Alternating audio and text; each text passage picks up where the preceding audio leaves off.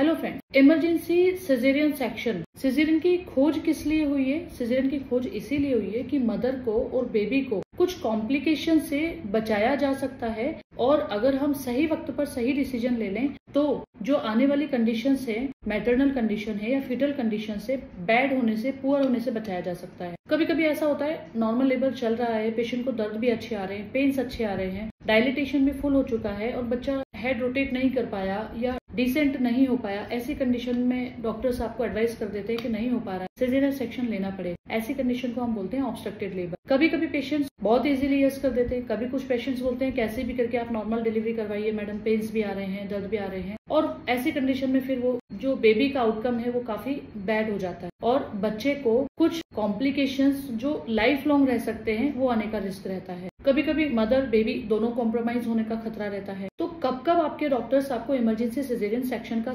Advice कर सकते हैं? नंबर 1, ऑब्स्ट्रक्टेड लेबर, जब डिसेंट नहीं हो पा रहा है, बच्चा नीचे की तरफ नहीं आ पा रहा है, दर्द भी अच्छे आ रहे हैं, डायलिटेशन भी फुल है, कभी कभी बच्चे की धड़कन ऊपर नीचे हो चुकी है, बच्चे की हार्ट रेट चेंजेस हो रहे हैं, फीटल डिस्ट्रेस में जा रहा है, उस कंडीशन में भी आपके डॉक्टर्स आपको सिजेरियन एडवाइस कर देते हैं। बच्चे ने अगर पेट में पॉटी कर दी है, जिसको हम मेकोनियम बोलते हैं, और नॉर्मल डिलीवरी इजीली पॉसिबल नहीं है, तो ऐसी कंडीशन में सिजेरियन एडवाइस कर देते हैं। अगर बेबी का कोई अबनॉर्मल प्रेजेंटेशन हो, जैसे कि सिफेलिक मतलब सीधा बच्चा ना हो करके ब्रीच यानी उल्टा हो या ट्रांसवर्स हो, तिरछा हो, ऐसी कंडीशन में आपके डॉक्टर्स आपको सिजेरियन का एडवाइस कर देते हैं। ब्रो प्रेजेंटेशन, अगर बेबी का हेड जो है वो नॉर्मली आते आते सडनली एक्सटेंड हो जाए, बेबी का हेड रोटेट नहीं हो पाए, उस कंडीशन में भी आपके डॉक्टर्स आपको सिजेरियन एडवाइस कर सकते हैं। एपीएच, एंटी पार्टम हेमरेज, क्या होता है? पेन्स नहीं आए मदर को, दर्द वगैरह नहीं आए और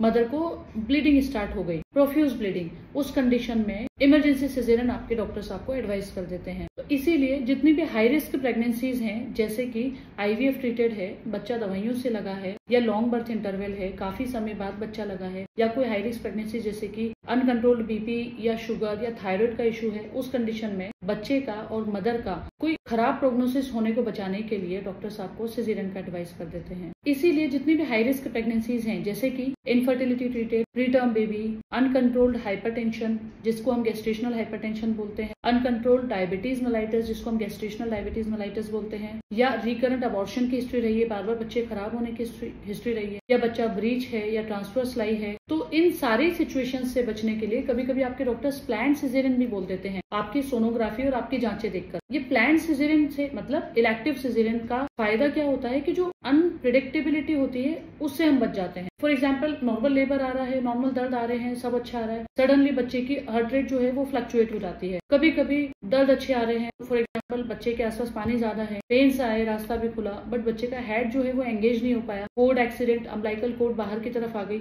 उस कंडीशन में सडन आईयूएफडी होने का या बच्चा पेट में खत्म होने का रिस्क रहता है। तो ऐसी कंडीशन में भी आपके डॉक्टर्स आपको सिजेरियन का एडवाइस कर देते हैं। तो ऐसी सिचुएशन में अगर आपके डॉक्टर्स आपको एडवाइस कर रहे हैं सिजेरियन का, तो आपको फौरन से यस कर देना है, डिले नहीं करना है, ताकि हम फीटल और मैटरनल कॉम्प्लिकेशंस होने से बचाया जा सके। Thank you.